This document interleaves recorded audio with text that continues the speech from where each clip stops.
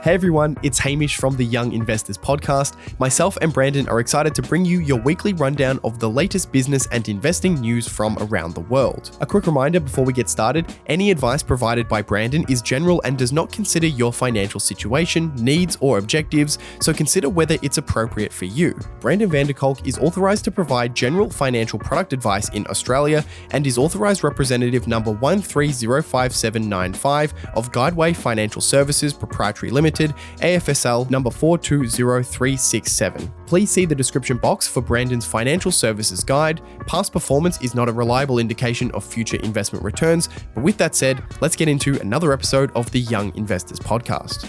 All right, welcome back, everyone. Hey, Machado, how you going, mate? What's cracking? I'm going well. Just doing the last video for the year, getting it prepared. Yeah. Before I take a little bit of a break, go on a bit of a holiday, which is exciting. Always nice. Do people have to wait and see what the video is going to be about, or can we talk about it? They can wait and see. It's probably out, actually. I would probably assume it'll be out by the time this goes out. Maybe, depending how hard I work today on the edit that I have in front of me. But yeah, I guess I can just say I'm doing like an overall sort of short 6-7 minute recap video of all of the big finance stories and economic stories of 2023. So it's like the good old days of YouTube Rewind. Do you remember that? Yeah, exactly. Yeah. Well, I mean, everyone does that now. Like you have like Spotify Wrapped, and you have YouTube does their like creator Wrapped sort of thing. Everyone has their kind of recap for 2023, and I think people just kind of like that sort of thing, just to kind of put everything together in a box. So yeah. Yeah, I'm looking forward to it. I'm very interested to see what you come up with. And then you're off on holidays, right? Yeah, I'm going to South Korea for a week for New Year's. So it's it's going to be cold. It's I think I was checking the weather the other day, and it was like a top of -5 and a low of -15. So it's cold. But yeah, we don't get too many cold like Christmas, New Year's kind of periods in Australia, so never. It's nice to no, never. It's absolutely never. Yeah, nice to nice change of pace. I think it'll be exciting. Yeah. Yeah, and you've not been to South Korea before? I've never been. No, I haven't before. No. So yeah, I don't know what to expect. We'll see. What about you? Oh, you know what they say, Hamish? South Korea's got soul. Wow, and I'll sit on that's the end of the episode, guys. We'll just wrap it up there. I was like, where am I going to fit in my South Korea's got soul joke? Oh boy. So what have you got going on? What's not a lot. I'm a bit tired today because I just got back from Perth. I've kind of already had a week of downtime, so I'm kind of getting back into it in a way. The boys are off on holidays now, so it's just me in the office, but I got to start preparing all the kind of January content for next year, so that'll happen. I might give myself a little break actually over Christmas and Boxing Day, maybe watch a little bit of cricket, but then before New Year's, I think I'll be slaving away getting the content ready for next year. But yeah, no, I just came back from a nice little trip to Perth. I tried flight boarding, which is kind of cool. It's like a self-propelled surfboard, but it's got the what are they called? Like hydrofoils, where you kind of start to float up in the air. That's much fun. It's so much fun. That looks hard. I had such a good time. Did you fall off a bunch of times? I feel like I would. I'm terribly uncoordinated. I feel like I would be terrible at that. The way I summed it up to the instructor is I've never had so much fun just being pelted by water for an hour.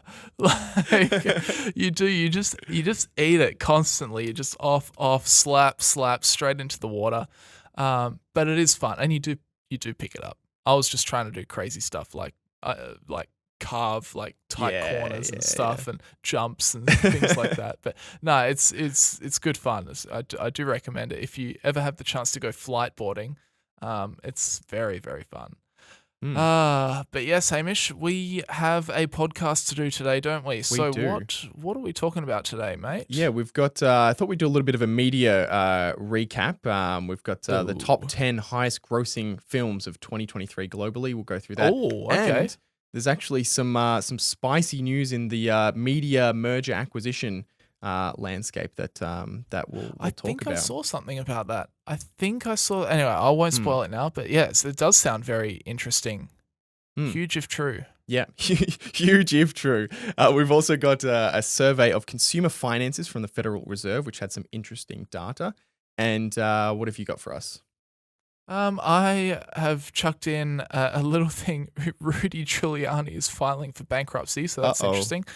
Yeah, but more interesting, the thing that I've been interested in is that the Red Sea, well, it's a sad story. The Red Sea is in a bit of crisis with some rebels, but the economic flow and effects of a passage like that, getting shut down or shipping being redirected is actually quite drastic. So I'll talk about that as well, and hopefully we can do some Q&A as well. We'll see how we go. Hopefully we've got some time at the end.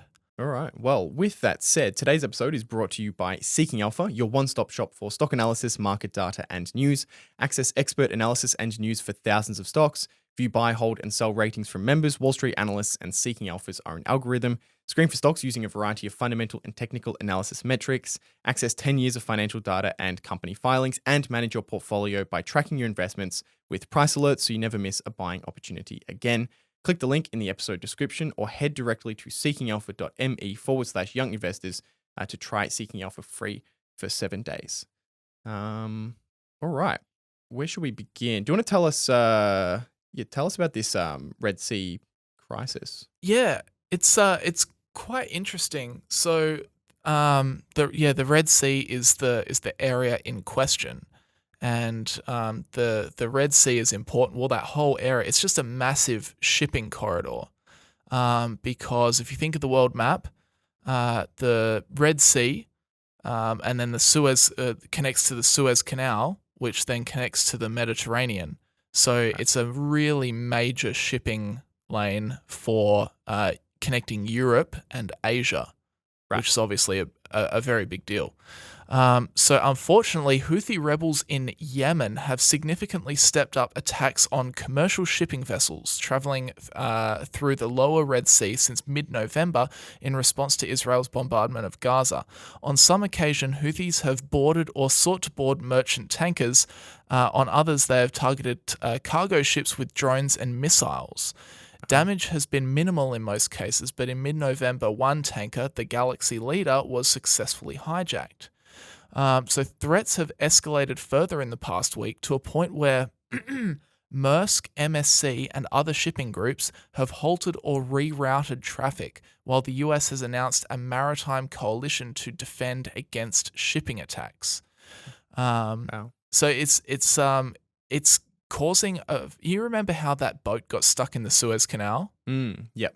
How it kind of, and you remember how one little boat, well, it was a big boat, but one boat getting stuck in this canal caused like major turmoil throughout the whole world. It's kind of a similar situation.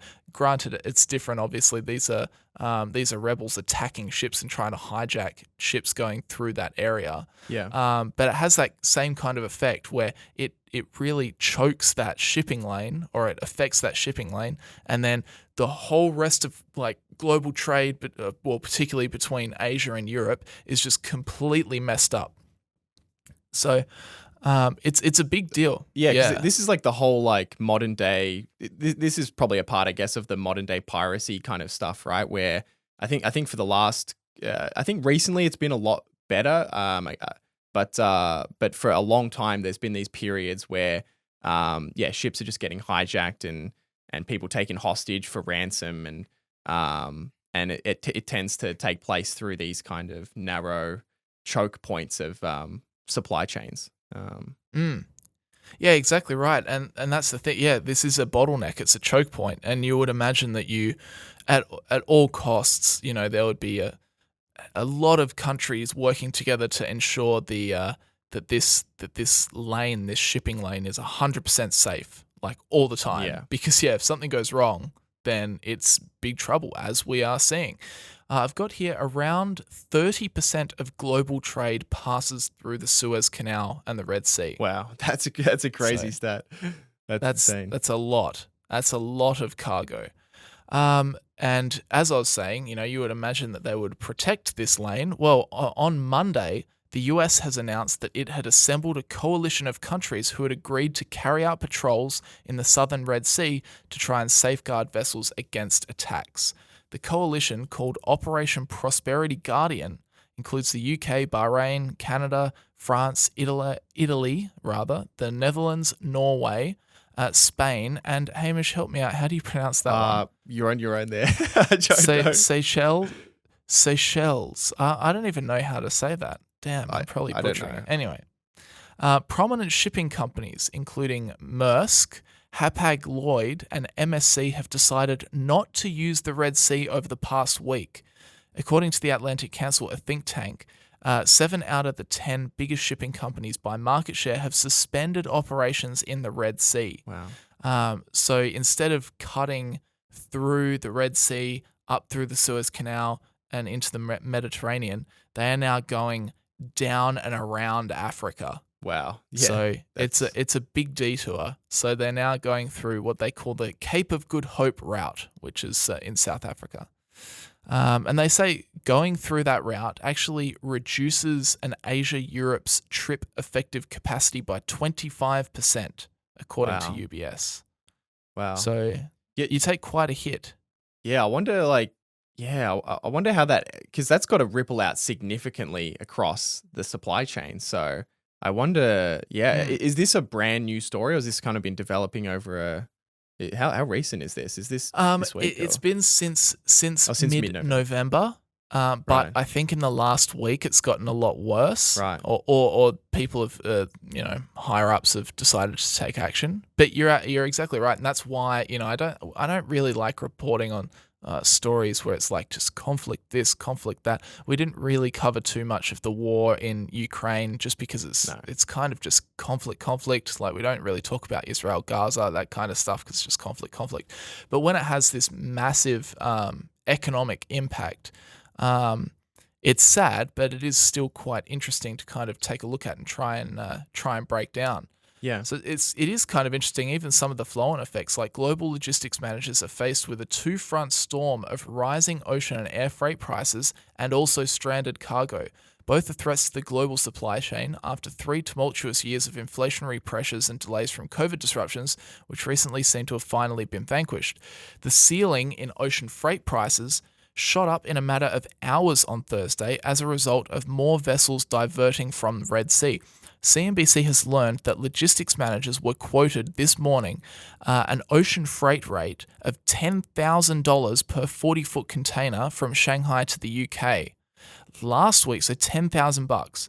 Last week, rates were $1,900 USD for a 20-foot container to $2,400 for a 40-foot container. That's crazy.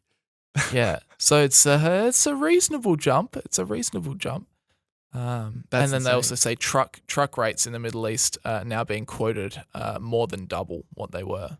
Wow. So, geez, that's like a 4x in the price of a shipping container in just immediately is crazy. 25% reduction in efficiency having to go around Africa. So it makes sense for this coalition of countries just to come in and try and bolster up this area. Make sure that shipping is safe, so that if you're getting the biggest shipping companies in the world going, hey, whoa, man, we're not going through there right now. We don't want to lose our cargo. We don't want to lose our captains of these big vessels. We don't want it to get hijacked. We don't want to lose these boats. Yeah.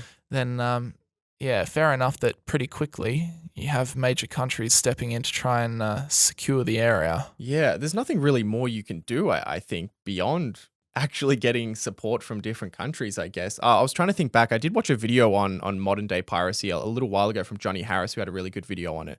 And I think he was saying that all the shipping companies started to go have schedules when they would go through the canal together. So they would be kind of going through together rather than being isolated by a piracy just kind of coming up and just jumping on board. But yeah, it seems like it's a difficult kind of problem. And it often stems, I guess, from the economic situations of the poorer countries along those canals, right? Like they're looking for, at least maybe not in this case, but at least when it comes to piracy, like it's a way of making money.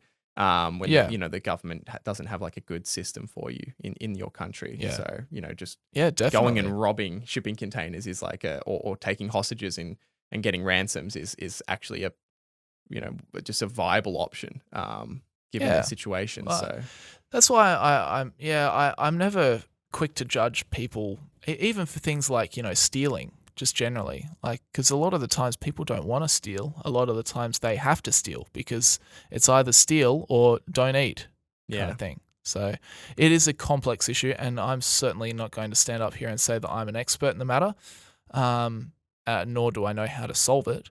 But it is an interesting situation that causes a strong kind of ripple effect in the broader economy. Yeah, interesting. Awesome. Anyway, so that's what's happening in the Red Sea. All right. We'll see what happens there. But you want to talk about something a little bit happier? Yeah, on a slightly lighter note, let's talk about movies. Yeah. All right. Let's Why not? Let's talk about fake violence. Fabricated. Scripted violence. Oh, dear. No, so I thought we could take a look at the top 10 grossing films of 2023. Because I saw a couple of movies this year, but me too, actually. I was looking through this list, and I haven't seen most of them on the list. So, which I guess is generally the case. I think a lot of these top 10s are always going to be probably movies that are either Marvel, which I'm not a Marvel person, or movies that are directed towards more of a kid family audience. But yes, so we've got our top 10 from global box office results. Coming in at number 10, Ant-Man and the Wasp: Quantumania. Have you seen that? Seen that movie? No, I thought it was a flop. I thought it was a big flop. Still 10th on the list. That's the funny thing. Like some of the names on here, I swear I saw so much commentary about them being flops, and they still made hundreds of millions of dollars. So coming in at number 10, $476.3 million in worldwide box office sales. And that one, of course, is a Marvel, produced by Marvel Studios and distributed by Disney. Elemental came in at number 9, Pixar animation, $479.8 million in global box office revenue. Number 8 was Mission Impossible: Dead Reckoning Part 1, produced by Skydance and TC Productions, Tom Cruise's production company, $567.5 million. So produced by Tom Cruise's own company, and then of course distributed by Paramount. So they kind of work in partnership. And Skydance for a number, I think since 2009, has had kind of this kind of co-production partnership with Paramount Pictures. So they kind of consistently work together on projects. Another movie I didn't see. I did see a lot of that Jump though. That was that movie with the oh, was it the ramp? I guess. Right? Yeah, I guess. Yeah, with the parachute. Yeah, and they just dumped all their marketing into that one 5-second sequence. Come watch this movie just for this jump. Whoa. Yeah, imagine the cheer when that went off. Woo! In the theater. Yeah. Oh my god.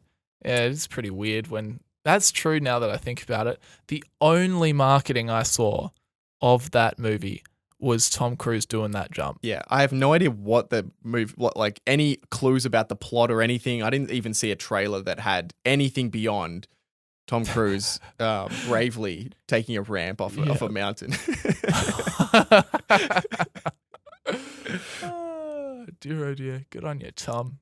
Anyway, number 7, The Little Mermaid, came in $568.8 million. The box office, massive hit. Oh, was that the one that was getting torn to shreds? Yeah, I think. See, this is kind of another one on the list where people were saying, "Oh, this is gonna bomb," and this is controversial, all this stuff, and it's it ends up doing $600 million at the box office. So, that so weird. I think Walt Disney has had some pretty bad movies in the last couple of years, but that wasn't one of them. So yeah. Yeah. I'm trying to look at the quick Rotten Tomatoes rating, but it looks, I'm not sure if I've gotten the right one here. 94% of people watching the movie liked it. 67% on Rotten Tomatoes. There you go. Yeah. All right, coming in at number 6, Spider-Man Across the Spider-Verse. That's the other thing. I think all of these all of these big movies now, they're all a part of like these like cinematic universes. Like they're all.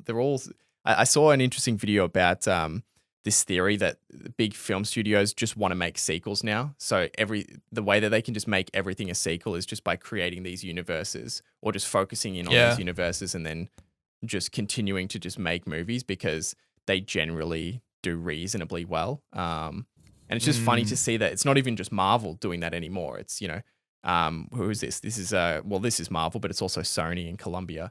And now Spider-Man is a is a multiverse. It's like they're all doing it. Because I guess it works. That one's the animated one. Is that right? Is it? Oh, is it? Okay. I'm not sure. I'm not sure actually. I'll quickly look it up. But they've got it's so weird, but like Spider-Man's one of those things where it's got like I think this one is the animated one. Yeah, Across the Spider-Verse. But it's like it's got like the live action universe of Spider-Man, and then it's got like the cartoon version of Spider-Man, and that's got its own universe. Yeah. I don't get it anymore, man. It's too much to keep up with. Yeah. It's too much. It's a lot. But anyway, it made $684.9 million at the box office, so we're going to continue to get more of that. Fast and Furious 10. What a classic. Have you seen that? Me and Claude has a great laugh in the office. You seen the scene with Vin Diesel and Dwayne "The Rock" Johnson, where it's like at the end of the movie, and they're like talking to each other, and they're kind of standing. They're standing to one another's side, and then talking like ahead, but not. They're like talking to each other, but not looking at each other. They're standing by each, and they're looking ahead. Yeah. but the angle that it's filmed at, I think it makes one of them. I can't remember who. Makes them look like absolutely ginormous. It is so funny. It's such like an optical illusion that it's such a meme. Anyway, sorry, I totally derailed you there. That's funny. I wonder how many movies they're gonna make in that series before it ends. Like, do you reckon they get to 20? Do they get to 20? Yeah, true. I don't know actually. That's so funny. There's another funny video on Fast and Furious and their stunt inflation throughout the series, throughout the different movies. Really? Like the first series, the first movie, I think the biggest stunt is like, I don't know, the car goes in the air a little bit and he gets a scratch on his face. And then by the 10th movie, like there's explosions, there's aeroplanes, there's all kinds of stuff going on. It's just funny. Yeah. Like they have to just every year just find a bigger, some kind of bigger like stunt that they could do to top the last year. Like what's the one in Fast 20 will be like the Earth exploding. Yeah, exactly. It's like I don't know, some rocket ship ride to space and then the Earth explodes. They'll be in like time machines. Like they'll Yeah, it'll be a multiverse. Sucked into a black hole and spat out again. Yeah, the multiverse, the Fast 20 multiverse announcement. Yeah. You should check on your Facebook. I just sent you the picture that I was talking about. Okay, it's Dwayne "The Rock" Johnson that looks absolutely huge. That's great. That's fantastic. How silly does that look? That's ridiculous. They didn't. Wow. Surely someone must have said something when they filmed that. Anyway. It doesn't matter because they made $707.6 million at the box office. That was by Universal. So well done. Guardians of the Galaxy Volume 3 by Marvel again, $845.4 million at the box office. Here's one that I saw. Oppenheimer, produced by Syncope and Atlas Finally, Entertainment. Finally, a good movie on the list. I know. Well, yeah, we've only got 3 left. Distributed by Universal, $951.4 million at the box office, so or just shy of $1 billion. Wow. Unfortunately, that did pretty well. Yeah. Considering it was, it's kind of a niche topic, I guess. But I mean, it's Christopher Nolan, so I guess it makes sense that it would do really, really well. I loved it. I thought it was fantastic. But I wouldn't have. I thought it was great. I would be. I've seen it twice. I'm surprised that it's number 3 on the list. That it also got such a wide audience, which doesn't often happen with those kinds of movies. Yeah. No, it's a really good movie. If you haven't seen it, go and see it. It's fantastic. It's actually like, I don't know, like what you said before, these other ones are just like, oh, let's go and see the latest Fast and Furious movie. Oh, let's go and see the latest Marvel movie. Yeah. Whereas this is just like just a standalone good movie. Yeah, I wonder how much of a role, like, if it's like a kid's audience movie, like, and parents are going with the kid, I wonder how much of a impact that has on box office results. Like, you're buying 2 tickets instead of one. I guess not really. I guess the kids' ticket's probably quite cheap, so it's probably Even not. still, yeah, I don't know. You see like rows of kids though, like True. One, like yeah, couple of adults will take that's like true. 10 kids or something. That is true. Yeah. So I don't know. Yeah, I don't know. Maybe not. Maybe not. Number 2 though is another probably kids oriented movie. It's the Super Mario Brothers movie, produced by Universal, Illumination, and Nintendo. Did $1.34 billion globally. What? And yeah, I actually watched it. That's crazy. I watched it a couple of months ago. It's actually pretty good. Is it? Yeah. I mean, it's just like a constant movie of callbacks to the game. Like, so Right, I think okay. that was the So criticism from some people was it's just like it's overly like nostalgia baiting in a way. Right. But I thought it was quite good. And it's a kids. Like the story, there's no crazy twist. Like, like Mario doesn't pull off a mask at the end and he's a villain or something, or like, this isn't the Joker. But I thought it was Right. I thought it was pretty good. Okay, nice. Yeah, there you go. I probably won't see it because I never played Mario as a kid. Oh, I never had any Nintendo consoles. Wow, really? I think I was mostly on Nintendo consoles. I had well, wait, was it Game Boy Nintendo? No, I guess not. But they had a lot of Nintendo games on it. I'm not sure. I'm pretty sure it was. But I had a DS, and then I had a Wii. Yeah, it's Game Boy's Nintendo. Yeah, it is. Okay. Yeah. Yeah, so I think I've definitely had more Nintendo consoles than anything else. So, yeah. Yeah. Yeah, well, my parents never let me play video games when I was a kid. It was until I remember I got a PlayStation 2 for Christmas one year when I was, would have been in maybe late primary school, and that just blew my mind. I could not believe that my parents had bought a PlayStation console for me. I was like, are you kidding me? Yeah. But yeah, I never had any of the handheld ones. I never had the Nintendo 64, or I never had a Wii, or I never had a Game Boy. I never had a... I do have what was the I do have a Nintendo one? 64 DS? though. Yeah. Yeah, DS. Yep. Yeah. That was like my main. I have is it a Nintendo? No, I have what's the older one? The older Nintendo console. I don't know. Anyway, I have one of them. Anyway, Yeah, cool. $1.34 billion. And number 1, of course, was Barbie. Heyday Films, Lucky Chap Entertainment, NBGG Films, and Mattel. $1.44 billion at the box office. So congratulations, Barbie. Wow. Yeah, that's well done, Margot Robbie, really, because that was not even just for acting, but she's a producer on that film. She's the one that kind of got that film made. She was the like creative driving force. She was the producer of that film. She organized getting the director. She helped out. Obviously, she said that she would have been happy not playing Barbie, but the director that she chose wanted Margot to be Barbie. But yeah, she loved the franchise. She wanted to get the film made. She pulled it off, and it was a crazy, crazy phenomenon. Yeah. It was interesting. I thought the movie was just like mid, I didn't really like, it's just a movie. Like, Yeah.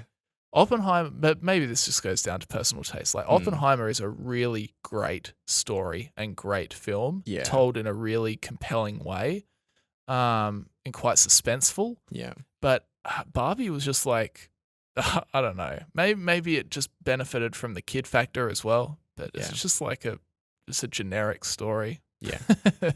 Yeah. I mean, But anyway. that's most of this list. I'm actually extremely surprised that Oppenheimer is even on this list. I think probably a big part of it was the whole, just because of, I mean, look at the other names here. I mean, all of them are all just, they're all very wide all audience. Like franchisey. I think Oppenheimer was a thriller, right?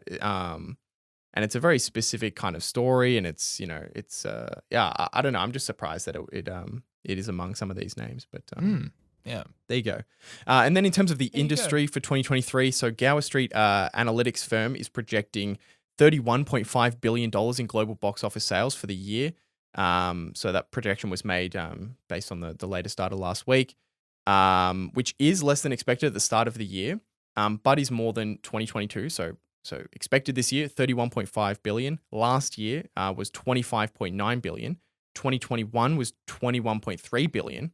But get this, pre-COVID 2019 was 42.3 billion. So even in 2023, with some of these massive hits, with the whole the Barbenheimer, or that whole basically free publicity that blew up all over social media.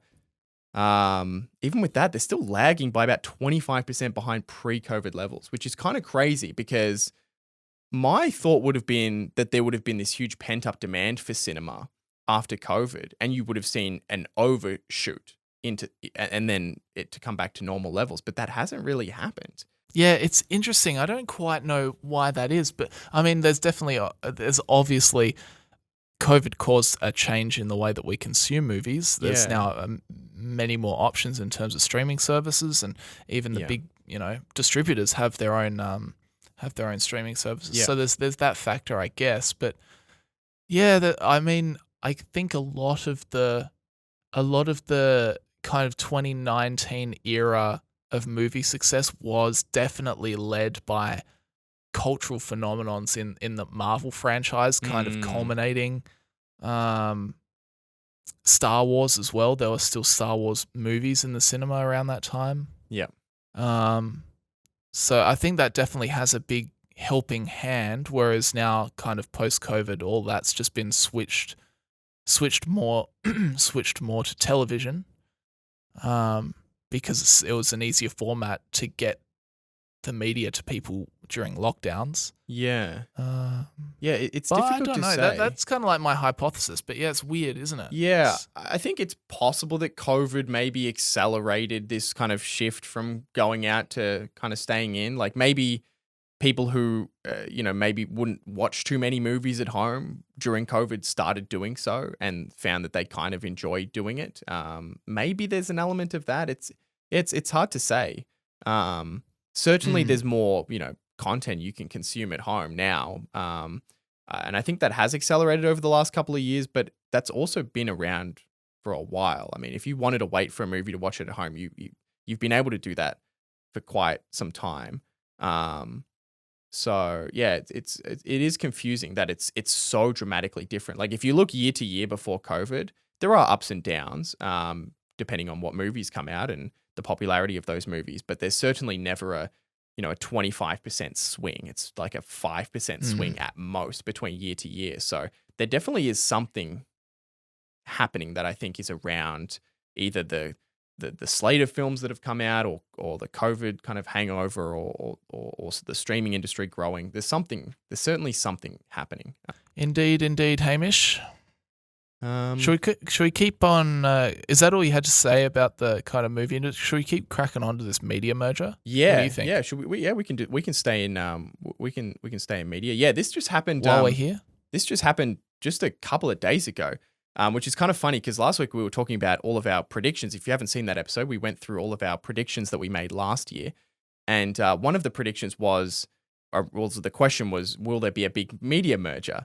And I actually said there would be, and we didn't see one, of course, and we won't see one in the last 10 days unless we get the fastest merger of all time that happens. But maybe we're going to see one in 2024. Maybe I was just a year early. But this week, Warner Brothers Discovery held talks with Paramount Global this week to discuss a potential merger, according to people familiar with the matter. The merger talks seem to represent the challenge traditional media companies have competing in streaming with newer tech giants. So you have kind of Apple, Amazon, Netflix, and Google, all with very deep pockets and going out and buying movies, rights, TV shows, producing their own movies and TV shows, buying sports rights. Whereas a lot of these traditional media companies have these massive debt burdens from previous mergers or acquisitions. Warner Brothers has $45 billion in debt. Paramount has $15 billion in debt, and neither of them have a profitable streaming business yet. So it's been a really tough last couple of years, and it's going to be a tough next couple of years, which is why we're now seeing some of these businesses get into talks of potentially coming together and working together. The talks also raised questions about whether Warner Brothers would ever merge with Comcast subsidiary NBC Universal. So that also just kind of came up in the news as whether that merger would be possible as well. Although it seems like that merger would probably be less likely to happen just because of the regulatory issues that might face, because Warner Brothers and Universal are the two biggest movie studios by revenue. So that would be there'd be regulators allowing the two biggest movie studios to combine into this gigantic movie studio that's significantly bigger than anyone nearby. So that might kind of have regulatory issues.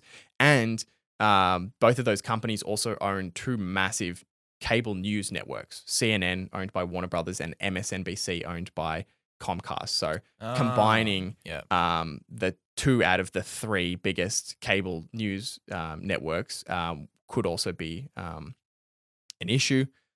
Could be challenging. And then the last combination, which you can just kind of consider all three combinations, Comcast and Paramount merging, according to the Wall Street Journal, that would probably never be possible just because they both own broadcast networks. They both own free-to-air networks, so regulators would be unlikely to allow two of those free-to-air networks to join together.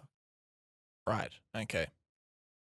Interesting. So it looks, So what do you think is most likely?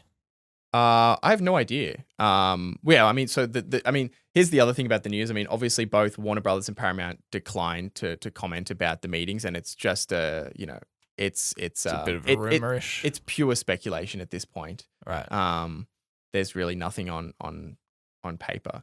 But I think it can make sense for some of these businesses to combine. I think it also would make sense, and I haven't seen too much of this yet, but these big media companies, they have massive libraries of content, a lot of it, which I'm sure has value that's just not being kind of accessed through their streaming services or licensing deals. I wonder if we'll see them sell off, parts of their content, like selling off something like like their Nickelodeon, spinning off their Nickelodeon network, which is kind of a dying part of their cable business. There's probably some assets in there that they can sell off and generate some cash flow, but yeah, it is certainly tricky. They've got a lot of debt, and they need to figure out how to get to scale in streaming, and this is one of the ways that they think maybe they can do it. Streaming has definitely proved to be difficult. I don't know. I wouldn't have thought it would be that difficult to make money in streaming. I think the difficult part is you've got these media companies coming from a situation where they were able to get a lot of money out of customers. Like, it was a very inefficient market where you had to pay $100 a month to buy a bunch of channels that you didn't want. And streaming has allowed, even though you can argue that that's kind of happening now with streaming, but at least you can be a little bit more selective. You can just spend $15 on entertainment if you want. You just buy Netflix or you just buy Disney Plus. Whereas before it was you pay $100 a month and you might barely watch anything. You might watch one channel. So I think the industry has been able to collect a lot of revenue from customers that was just an inefficient, poor value proposition for the customer. And I think that's the tricky thing that they're grappling with is, they can set up a streaming service, but they're only going to collect, $15, $20 per month from those customers rather than these enormous affiliate fees and ads that they've been able to collect for, since the 80s. Which is good for the consumer. Definitely works for us. Yeah. But it makes it much more difficult for these big companies, doesn't it? Yep, that's for sure. Yeah. And that's it. That's all I had. That's our media wrap up. All right. Nice. Well, watch this space. Let's move on and talk about good old Rudy Giuliani. Oh, no. Love him, hate him. But Rudy Giuliani filed for Chapter 11 bankruptcy protection in New York on Thursday, citing debts that include nearly $150 million in a recent civil judgment for defaming two Georgia election workers while serving as a lawyer for former President Donald Trump. The filing by Giuliani came a day after a federal judge in Washington, D.C. ordered him to begin paying election workers Ruby Freeman and Shay Moss monetary damages, and 3 days after they filed a new suit seeking to bar him from again defaming the mother and daughter. Right. The U.S. Bankruptcy Court in Manhattan filing legally pauses for now the $146 million defamation judgment against the former New York City mayor that resulted from a jury verdict last week. Giuliani, while representing Trump in efforts to reverse his loss on the heels of the 2020 election, falsely accused Freeman and Moss of ballot fraud. The claims sparked death threats against them. Their attorney, Michael Gottlieb, in a statement about Giuliani's bankruptcy petition, said this maneuver is unsurprising and it will not succeed in discharging Mr. Giuliani's debt to Ruby Freeman and Shay Moss. So maybe it's a little bit tactical from his perspective. Yeah, that is kind of a funny situation, right? Like you sue someone and you correctly you've been defamed, so you're owed money, but then you can just declare bankruptcy.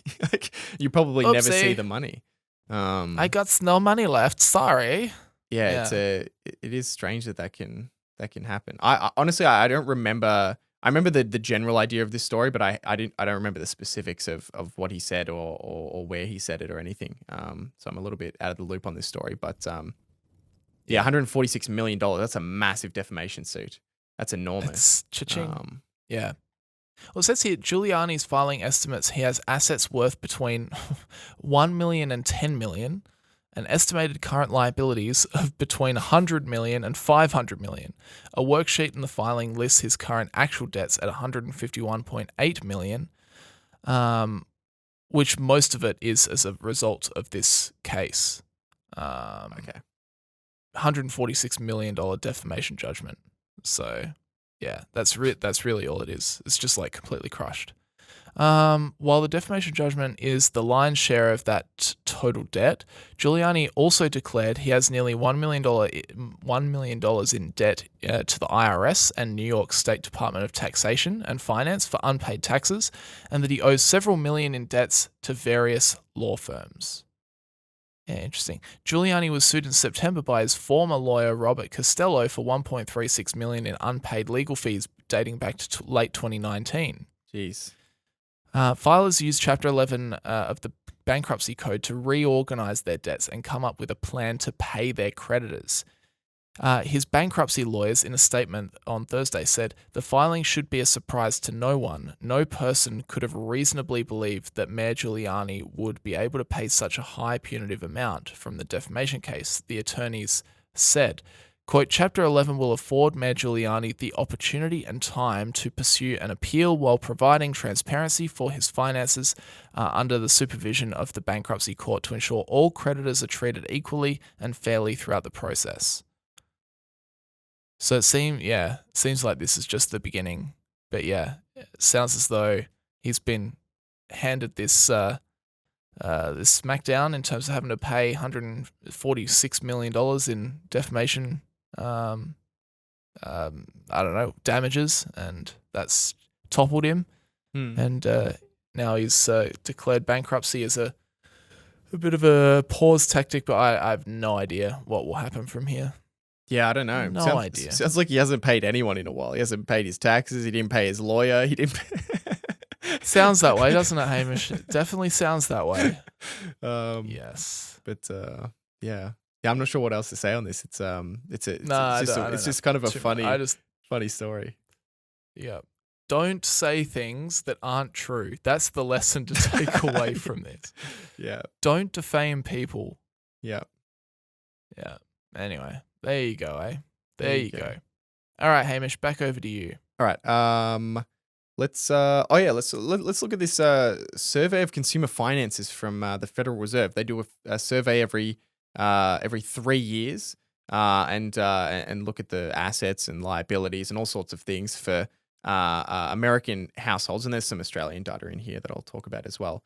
But the headline was that 58% of American households now own shares, up from 53% recorded in 2019. And it's actually the highest figure ever recorded since they began the survey in 1989. So the highest percentage of American households own shares than more than ever before.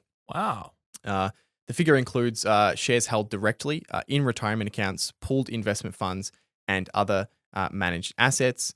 And the data shows how much of an impact COVID has had on retail investors participating in the market.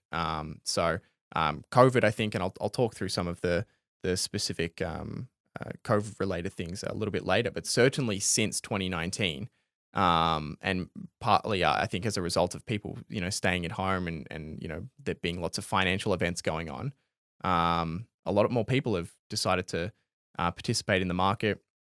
In particular, directly held shares increased from 15% in 2019 to 21% in 2022. And that was the largest increase on record since the beginning of the survey. The median value of household shares also halved to $15,000 in 2022. Halved to $15,000 in 2022.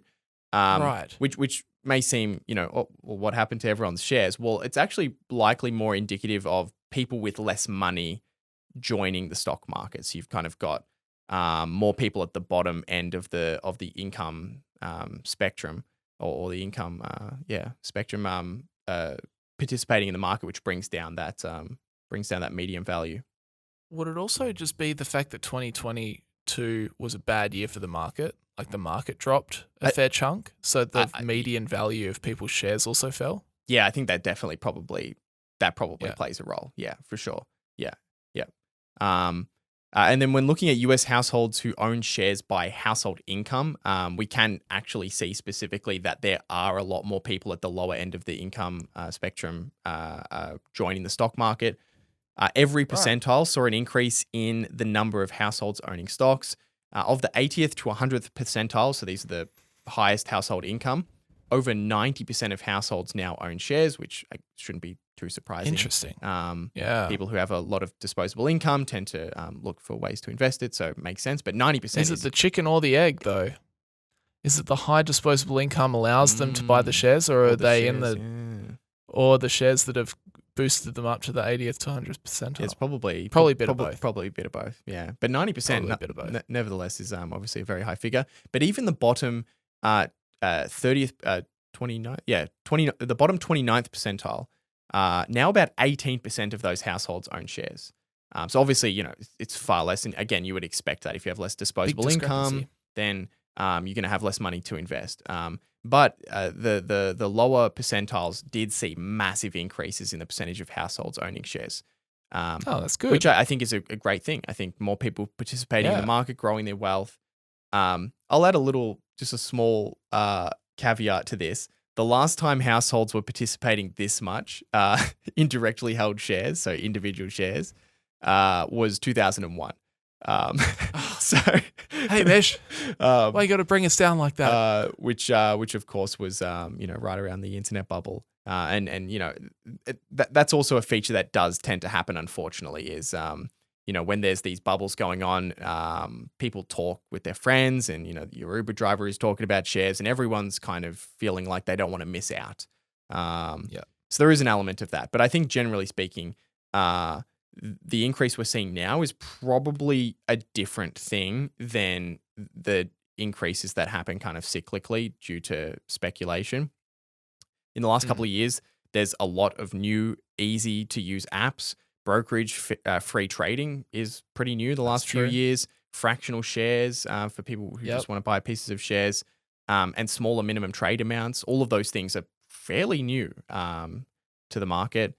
There's also just more information about shares easily obtainable. I mean, just thinking, investing podcasts, YouTube channels, blogs, all of these things didn't really exist before COVID in a big way. Like the boom of kind of finance and investing information online kind of started in around 2018, 2019. And certainly in the last couple of years, it's really blown up. So I'm sure that contributes in a meaningful way as well.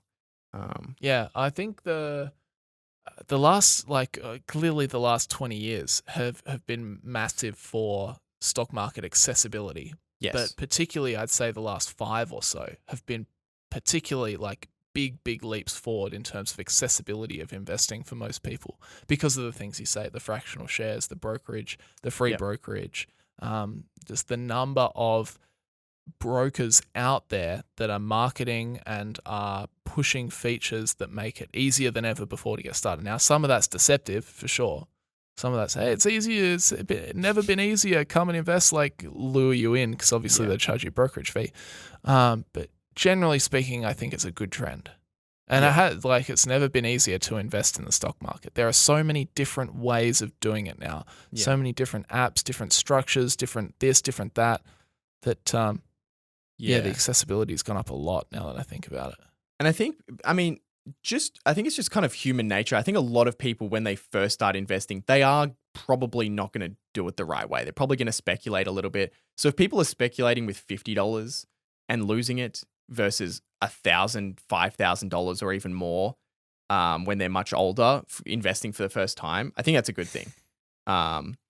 Certainly there's, there's certainly, an element of people just gambling on the stock market. But I think, some people just need to go through that. Some people fail fast. Yeah, exactly. Some people need to learn, some people need to use options with $50 or something to find out that it's so they get decimated. Yeah. Incredibly dangerous. And it's better to lose $50 than to do that, when you're much older with $10,000 and really, making a real dent in your net worth or anything, something like that. It's one thing I'm very thankful for, actually, for learning those lessons early. Yeah. It's actually another instance, this is a bit grim, but in my first year of riding a motorbike, I had a crash. Oh, no. And I'm glad that I'm kind of glad it was a small crash. I didn't really get hurt very much, but I'm glad that happened to me then because that completely changed how I ride motorbikes, which will probably hold me in good stead for the future. But it is that kind of, if you start investing and then you kind of mess up and make some mistakes early on, just that's probably a good thing in the long run that you're learning those lessons early. Yeah.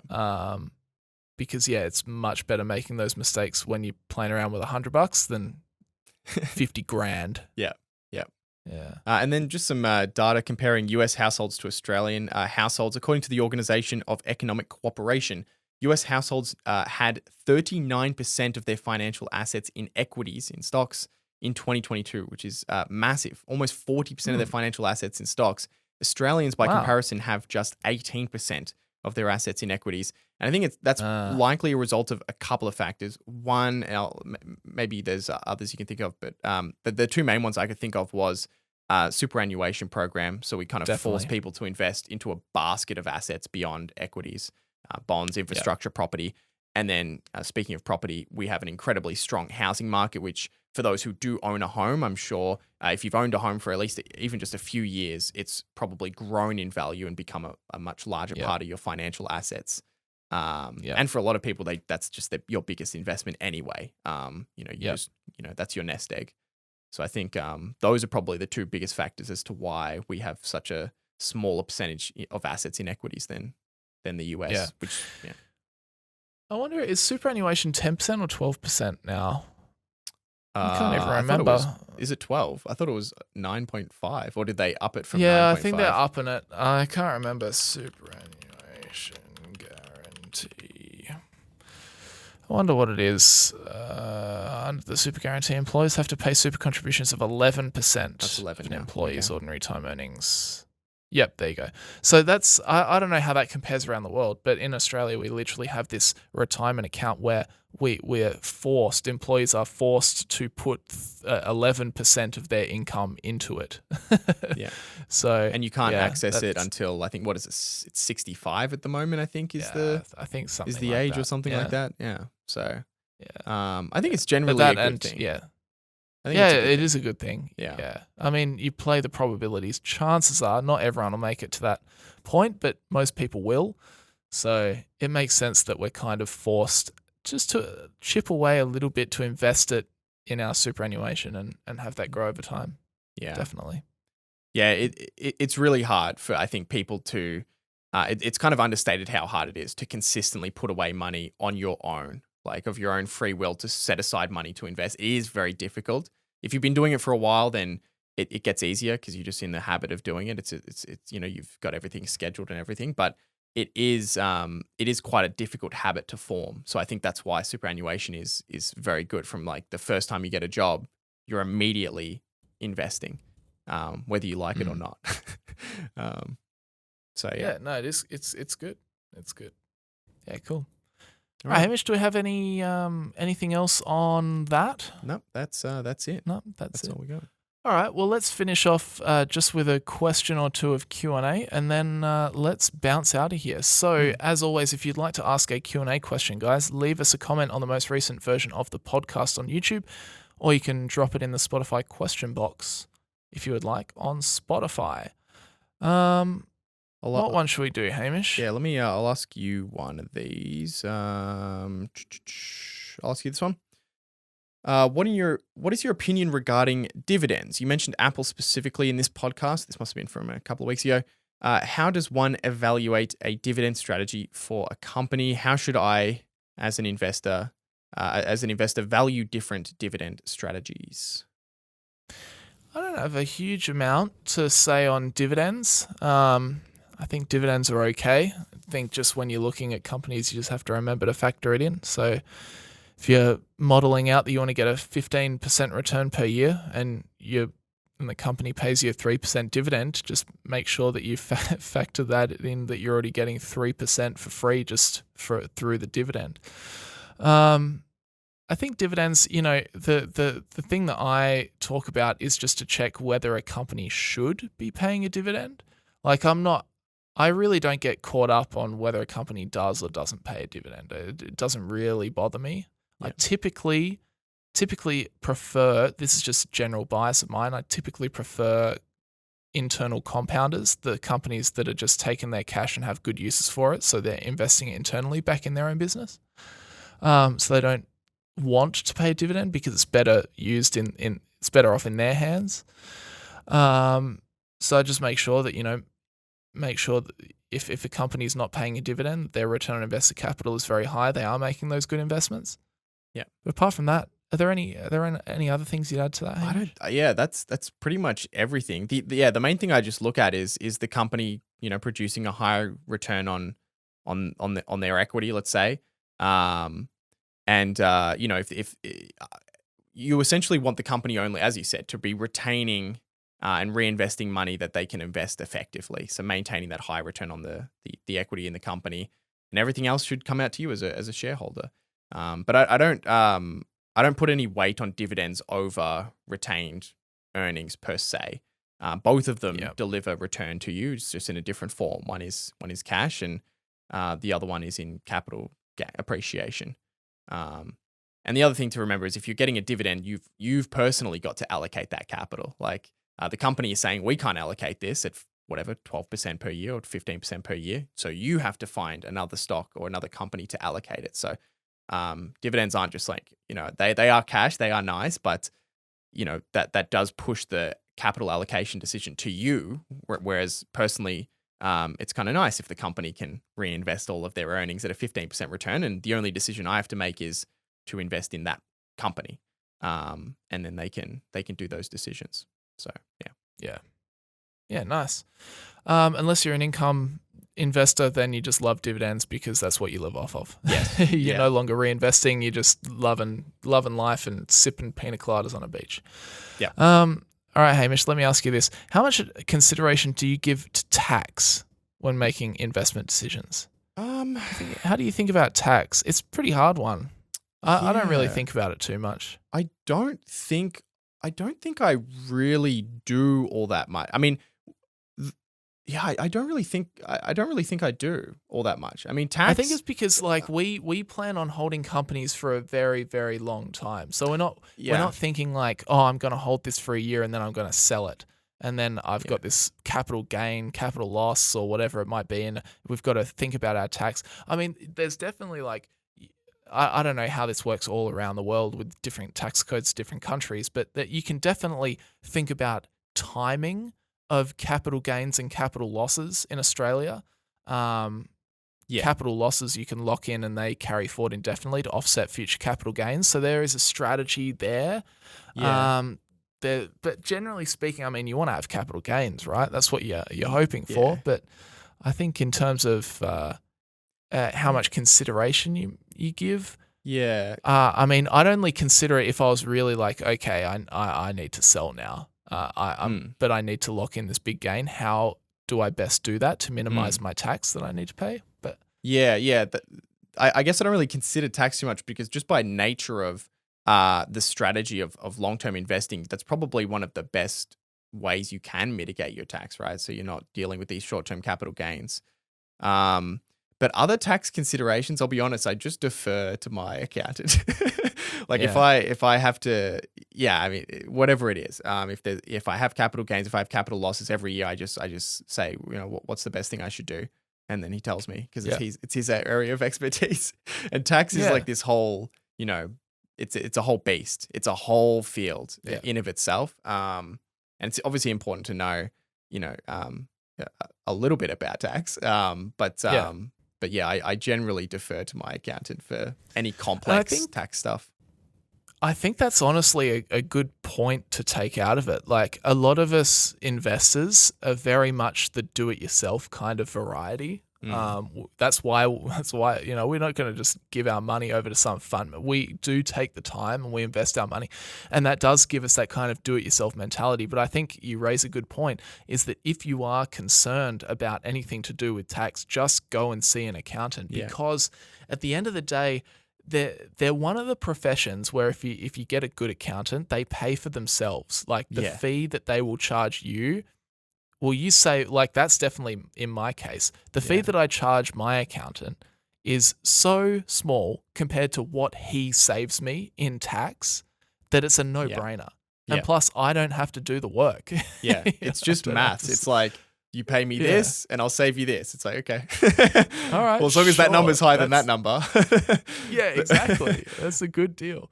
So I think, and that's the other thing, like, something I've learned, I used to be very much do it yourself, but I've learned when it comes to tax, get someone to help you out because they will know a lot more than you. And I've also found having a lawyer that knows the letter of the law and says what you can and can't do and how you can structure business and how you can set things up and that sort of thing. Those are two professions that I will pay for every single time. Yeah. Couldn't agree more. All right, cool. Nice. Let's bounce. Thanks everybody for tuning in as per usual. Are we going to have a week off next week? What are we doing next week, Hamish? I'm not in the country, so I think we'll have a week off. South Korea. Yeah. I'll call you up, dude. Yeah. I'll call you up. Call me up. I'll be in my like snow jacket, like big. Hey guys. No, I hope you have a good time, dude. I hope you have an absolutely awesome trip. I'm sure I will. Enjoy your Christmas and New Year's. You too. And same goes to everyone out there. Thanks very much for your support this year, guys. We'll be away next week. So we'll say now, have a very Merry Christmas and a Happy New Year. And we will see you, I guess, early next year. Yeah. Is that right? Yep. 2024. We shall. All right, 2024, baby. Let's go. All right, guys, have a good holiday period. Hope you've enjoyed the podcast throughout the year, and we'll see you guys very soon. See you guys.